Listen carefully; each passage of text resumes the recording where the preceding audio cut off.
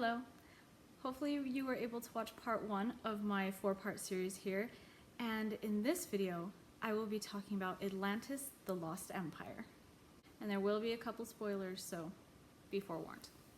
This is probably the least well known of the 3 I'm going to talk about, which is a shame because this movie is a masterpiece in so many ways. As far, the story, the animation, the voice acting, the world building, and we're going to talk about it all. The directors of this movie, Gary Truesdale and Kurt Wise, you may not know them by name, but you definitely know their work. They've worked on movies like Beauty and the Beast, Lion King, and Hunchback of Notre Dame. But after working on all of these, musical fairy tale Disney movies that they were pumping out during the 90s, they wanted to try something new and different. They wanted to try an animated action adventure movie, which hadn't really been done before. So they wanted to try and expand their horizons and do something new. And man, they put their heart and soul into this project, and it shows. So for those who don't know, this movie is about a handful of explorers from the early 1900s venturing and finding the lost city of Atlantis, and then they get into a whole adventure there. And it's really awesome because the story of Atlantis, or the concept of Atlantis, wasn't really owned by anyone. Like, they had free creative liberty to do whatever they wanted. There wasn't anything that they had to base it on, like all of the stories before it where they were based on fairy tales or books or whatever. We found theories ranging from the very scientifically sound to like the looniest, whacked out things you could possibly really imagine. Believe. And somewhere, that sort of gave us the inspiration for our story. If you type in Atlantis as a keyword, you get a mountain of stuff back. Since we found out that a lot of people had some awareness of Atlantis, just as a concept, but nobody really knew the story. And because they did that, the world building is so dense and extensive. And it's really cool because they aren't able to tell you a lot of that throughout the movie because it is pretty short and there's a lot of story they packed in there. So a lot of it you get visually. One of the fun ones is the environment of Atlantis because it has sunk down into the earth, right, into the ocean. And so how do people live like that? They came up with this whole concept of there is an environment. You see the lava underneath and water pouring into it, which creates steam and creates this whole ecosystem and environment that is livable. And they did a ton of research to make sure that that made sense. And so even though they don't explain that, you don't question it and you're able to just move on with the story. Now, as far as the animation goes and the art style, that is also very unique because they broke away from what Disney kind of had been doing and what was typically known for. And there's actually a specific artist named Mike Mignola, I think is how you pronounce it, and they really implemented his unique art style into the characters, but also into just the entire design of the movie. And I really appreciate that they broke away and tried to do something different and new. Even though it kind of made people confused that it was a Disney movie, a lot of people think it's DreamWorks, because DreamWorks is more well known for having more angular and sharp features in their characters. So it kind of got a little confusing. But I really appreciate that Disney did it. And here's a weird thing that I appreciate, is if you go and look at female Disney characters throughout the history of Disney, they all essentially have the exact same face shape. Round faces, round cheeks, with cute little button noses, big round eyes, and cute, attractive, petite lips. That's what they all have, with very few exceptions. And this movie has some of those exceptions because they really were able to dive into that angular style. And so characters like Helga, her eyebrows just make me so happy, and her eye shapes and the angles of her face. Audrey's lips and just her hair and everything just make me so happy. And then Kida has a much more elongated face than most Disney female characters that you see. And I really appreciate that they did those things to set themselves apart from other female characters. I really like how they gave it its own unique art style. And this movie, like a lot of movies in this time period and the ones I'm talking about, have a beautiful marriage between 2D and 3D animation.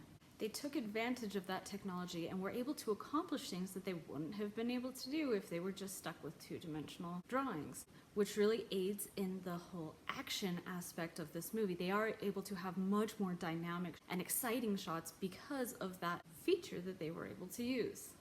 So this movie looks great, but honestly, it doesn't really matter how amazing your movie looks if your story and your characters aren't worth anything. And let me tell you, their story and characters are amazing. So they made a pretty bold move by having it be an ensemble cast in this hour-and-a-half movie. That's kind of bold to do because not everyone is always able to introduce and flush out that many characters in that short of a time period. And I do wish that they were able to do that a little bit more because the characters that they established are so interesting. But I think that with the story that they were telling, they were able to do a good enough job, and you are able to connect to these characters, love them, and become invested in them, which is what's important. And with the characters, you have the people from above who are coming down to explore, and you have the Atlanteans. And I think they did a really good job with creating this culture and these people. And they were very smart in their storytelling with how they introduced us to Kida at the beginning of the movie, because they don't make it down to Atlantis and meet Kida until about 40 minutes into the movie. And so it really would have made it feel like two separate movies, the journey getting down there and then the events that happen in Atlantis. So it was very smart that they put a scene at the beginning with Kida, so we already have a tie to the city, and we already have an emotional connection to this character.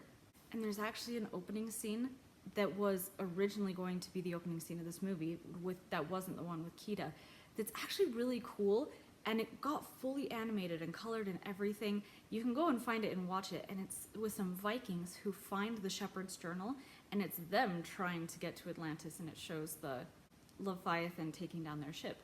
It's a really cool sequence, but I am so glad that they switched it out for the one with Kida, because it's much more relevant, and it shows us what happened to Atlantis. We're able to see the city sink into the ocean and what exactly happened, so that when the dad gives us the backstory of, I tried to use it as a weapon and it didn't work, we saw that and we understand that. So such good storytelling. I'm glad that they showed us that at the beginning to tie it in. And here's another thing that I appreciate. This isn't a love story.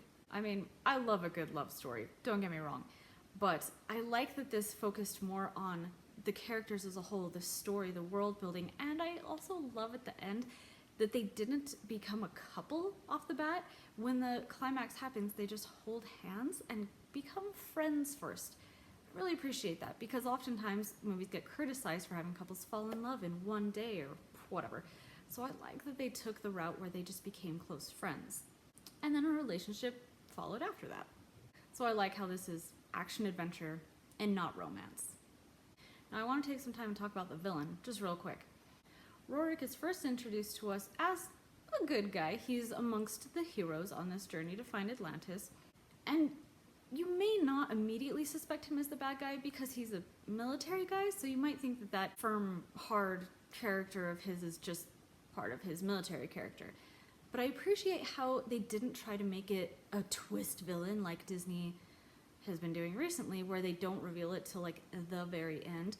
They gave him time to be a villain, but only revealed it to us at first and not Milo and Kida, with the conversation that him and Helga have in the truck. Commander, there were not supposed to be people down here. This changes everything. This changes nothing. So that tips us off that he actually is the villain. So we feel kind of smart because we know that, but the main characters don't. But they do find out a little while later, and he is given time to be the villain. I like how they did that pacing and development with the villain in that way. So I adore this movie. There are several things that you could nitpick and kind of realize don't quite make sense. Like, why was Kida's mom taken up and stayed up there, but Kida was delivered back down? Why didn't she stay with the star? Or how come after their entire submarine exploded, and they seem to have lost basically everything, they still managed to get the digger out and somehow a huge balloon? How'd they manage that? I don't know. And there's several other things that you could look into and be like, that doesn't make sense. But to me, they're not that big of a deal. You can still watch the movie, enjoy it. They're not that distracting of things. You're still able to just enjoy this masterpiece as you watch it and enjoy it for what it is. And I really hope more people will go and watch it and go enjoy it. If you haven't seen this movie, go watch it. I hope you enjoyed listening to my thoughts on Atlantis, and I hope to see you over in part 3, where I'll be talking about Treasure Planet. There will be a link for it somewhere on the screen and also in the description down below. Hope to see you there.